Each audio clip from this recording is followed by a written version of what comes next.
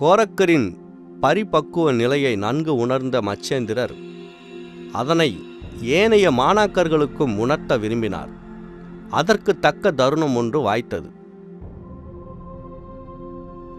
ஒருநாள் கோரக்கர் தம் ஆசிரியரின் பசிப்பிணியை நீக்க வேண்டி அருகில் இருந்த ஒரு சிற்றூரில் பிச்சை ஏற்க புறப்பட்டார். தம் சித்து வன்மையால் வேண்டியவற்றை வேண்டியவாறே பெரும் வல்லமை கோரக்கருக்கு உண்டு. எனினும் சிவஞானிகளுக்கு உணவிட்ட புண்ணிய பேறு மக்களுக்கும் வாய்க்க வேண்டும் என்ற கருணை உள்ளத்தால் அவர் பிச்சை ஏற்று வர ஊருக்குள் சென்றார். அவ்வூர் அந்தண தெருவிற்குள் புகுந்து ஒரு பார்ப்பனர் இல்லத்தின் முன் பிச்சையிட வேண்டி நின்றார். அன்று அப்பாப்பனர் இல்லத்தில் நீத்தார் நினைவு நாள். பார்ப்பனி உணவுகளோடு ஒரு வடையையும் கோரக்கருக்கு வழங்கினார். கோரக்கர் உணவோடு வடையையும் மச்சேந்திரருக்கு படைத்தார். மச்சேந்திரர் மறுநாள் கோரக்கரை நோக்கி, பிச்சையேற்று வந்து கொடுத்த வடையின் சுவை நாவில் நிற்கிறது, இன்னும் வடை உண்ண விருப்பமாக உள்ளது என்றார். கோரக்கர் முன்தினம் உணவிட்ட பார்ப்பனரின் வீட்டிற்கு சென்றார். தம் குருநாதர் விருப்பம் உரைத்து இன்றும் வடை ஒன்று தருக என்று வேண்டினார். பார்ப்பனி, நாடோறும் வடை சுடுவாருண்டோ, துறவிகளுக்கு நாவடக்கம் வேண்டாமோ, ஆசிரியரே விரும்பினாலும் இவ்வாசை பொருந்தாது என நீர் எடுத்துரைத்தலாகாதோ என கோரக்கரிடம் ஏளனமாக கூறினார். ஆசாரியன் விரும்பியதை நிறைவேற்றுவதை விட மேலான கடமை மாணாக்கருக்கு உண்டோ என பணிவுடன் வேண்டினார். குரு ஒரு நாள் உன் கண்களை தா என்று கேட்டால் கொடுப்பீரோ என்று கேலியாக கேட்டாள்.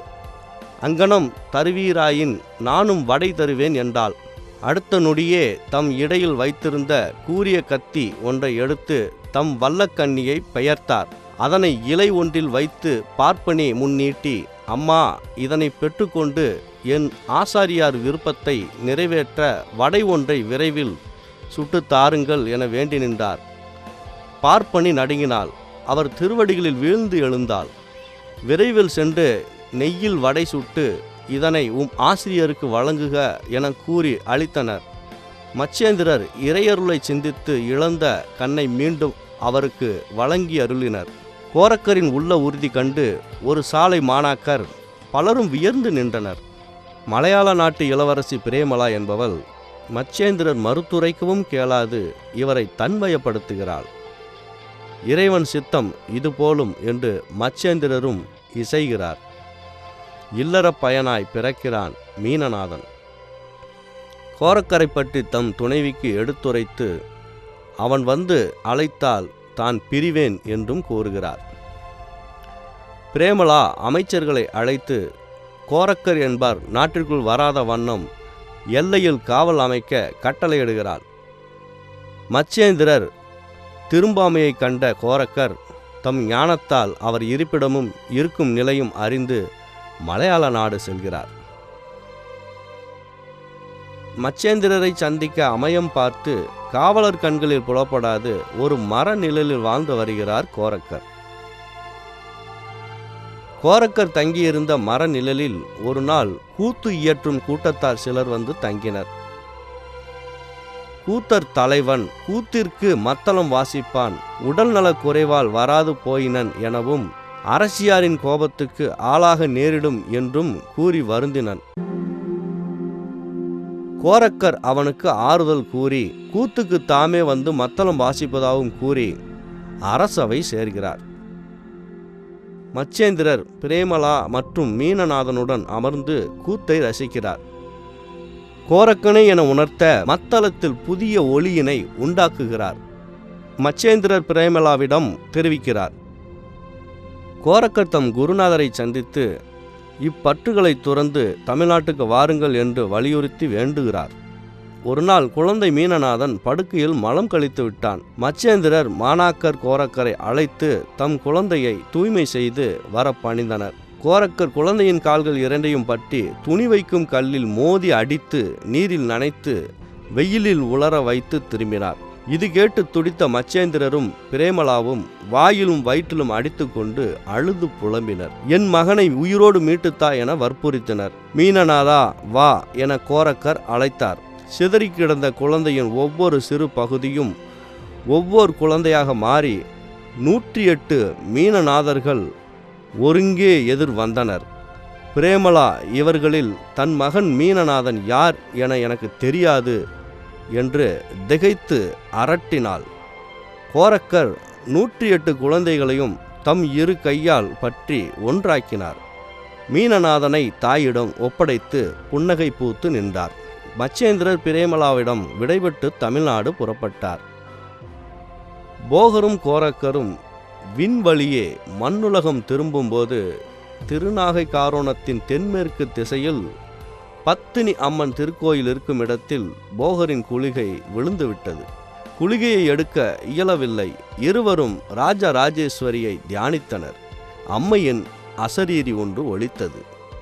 அன்பர்களே, இக்கடம்பர் வனத்தின் கிழக்கே 2 கல் தூரத்தில் எண்ணிலாத சித்தர்கள் வந்து வழிபடுவதாகிய சித்தாச்சிரமம் ஒன்று உள்ளது.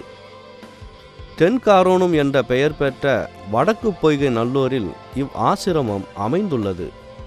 அருள்மிகு பால்மொழி அம்மை உடனாய் நல்லூர் நாதனார் கோவில் கொண்டு அன்பர்களுக்கு அருள் பாலித்து வருகிறார். நீவிர் இருவரும் அங்கு சென்று அம்மையாரை வழிபட்டால் இக்குளிகையை எடுத்துச் செல்லும் வரம் பெறலாம். அசரீரி ஒலித்த இவ்வார்த்தையை கேட்டு அருள்மிகு பால்மொழி அம்மை உடனாகிய நல்லூர் நாதர் திருவடிகளை கசிந்துருகி வழிபட்டனர்.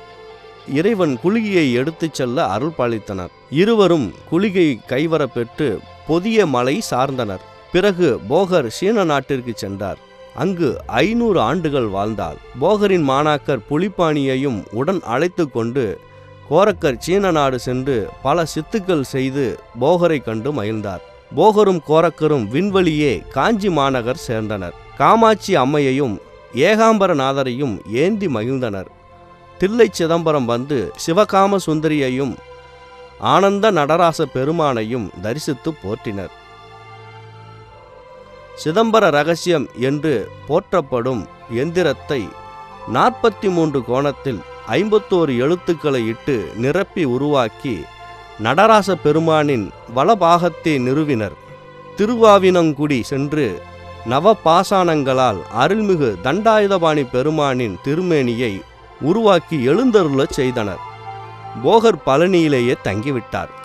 கோரக்கர் வான்மீனநாதபுரம் என்ற திருவாரூருக்கு வந்தார். புட்டிடங்கொண்ட புனிதரை வணங்கி முசுகுந்த சக்கரவர்த்தியை கோரக்கர் சந்தித்தார். 3 பௌர்ணமி காலம் ஸ்ரீ கௌரி ராஜ யோகம் இயற்றவும் பெரு வேள்விகள் செய்யவும் வேண்டிய உதவிகளை செய்து தருமாறும் சக்கரவர்த்தியை கேட்டுக்கொண்டார். முசுகுந்த சக்கரவர்த்தியும் வேள்விக்கு வேண்டியதை அனைத்தையும் மகிழ்வோடு வழங்கி அருளினார். கோரக்கர் மிகுந்த மகிழ்வோடு நந்திநல்லூர் என்ற பழம்பெயர் கொண்ட வடக்கு பொய்கை நல்லூருக்கு எழுந்தருளினார். அருள்மிகு சவுந்தர நாயகி உடனாய நந்தி நாதேஸ்வரரையும் அருள்மிகு பால்மொழி அம்மை உடனாய நல்லூர் நாதரையும் உளமுருக வணங்கி வழிபட்டார். அங்குள்ள சந்தன விருட்சத்தின் கீழ் ஸ்ரீ கௌரி ராஜ யோகத்தையும் பெரு வேள்வியையும் ஒரு பௌர்ணமி நாளில் இயற்றத் தொடங்கினார். 2 பௌர்ணமி காலம் வரை முறையாக நடைபெற்ற வேள்வி இடையில் தடைப்பட்டது. எனவே கோரக்கர் முசுகுந்தர் சக்கரவர்த்தியோடு அருள்மிகு பால்மொழி அம்மை உடனாய நல்லூர் நாதரை வழிபட்டு வேள்வி சிறக்க அருள் பாலிக்க வேண்டினார். இறை அருளால் ஓர் அசரீரி இந்த சித்தாசிரமத்திற்கு உரியவராகிய புஜண்டர் என்ற மகானை தரிசித்து அவர் நல்லாசி பெற்றால் வேள்வி இனிது நிறைவேறும் என்று ஒலித்தது. இது கேட்ட கோரக்கர் புஜண்டர் இருப்பிடம் நாடி சென்றார். அவரை அங்கே காண இயலவில்லை. உடனே கோரக்கர் பத்மாசானத்தில் அமர்ந்து புஜண்டரை நினைத்து தியானித்தார். கோரக்கர் கண் விழித்த போது புஜண்டர் தம் அருகில் அமர்ந்திருக்க கண்டார். அவரை வணங்கி வேள்வியை அருகிருந்து நிறைவேற்றி தர வேண்டினார். புஜண்டர் முகம் வளர்ந்து நல்லாசிகள் கூறினார். பின்னர் கோரக்கரையும் முசுகுந்த சக்கரவர்த்தியையும் நோக்கி, அருள்மிகு நல்லூர் நாதர் ஆலயத்திற்கு தென்கிழக்கில் சூரிய புஷ்கரணி என்ற புண்ணிய தீர்த்தம் ஒன்று உள்ளது. அதில் நீவிர் நீராடி அருள்மிகு வாளாம்பிகையை முன்னிறுத்தி 9 நாள் மூலமந்திர காயத்ரி ஜபம் செய்தால் வேள்வி தடையின்றி நிறைவேறும். வேள்வி முடிவில் வேள்வித்தி நடுவே அருள்மிகு வாளாம்பிகை அன்னை திருக்காட்சி வழங்குவாள், வேண்டிய வரம் தருவாள் என கூறி ஏமகூட பர்வதத்திற்கு எழுந்தருளினார். கோரக்கரும் புஜண்டர் அருளியவாறு வேள்வி இயற்றி அம்மையின் திருக்காட்சி காணும் பேறு பெற்று அவள் அருளிய வரபலத்தோடு பொதிகைக்கு எழுந்தருளினார்.